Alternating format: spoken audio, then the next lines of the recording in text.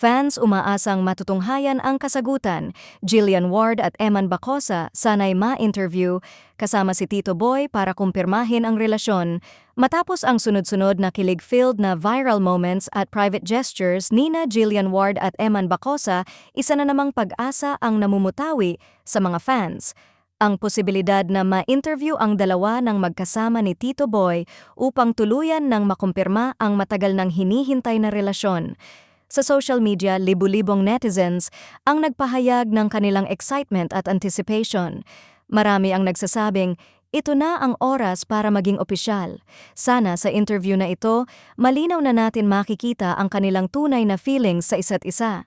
Ang pahayag ng mga fans ay sumasalamin sa curiosity at kilig na matagal nang pinupukaw ng couple sa bawat viral photo, video at interaksyon sa publiko.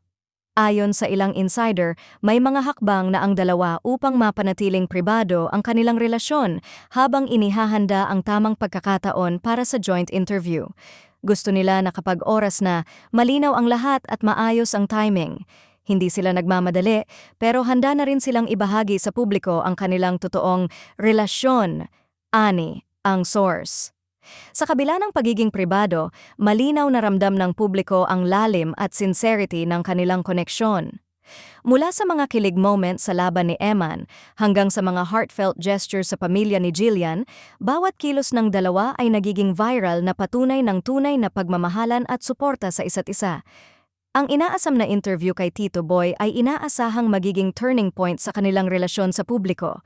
Hindi lamang ito magbibigay linaw sa maraming haka-haka at usap-usapan, kundi magbibigay rin ng validation sa libu-libong fans na matagal nang sumusubaybay sa kanilang journey.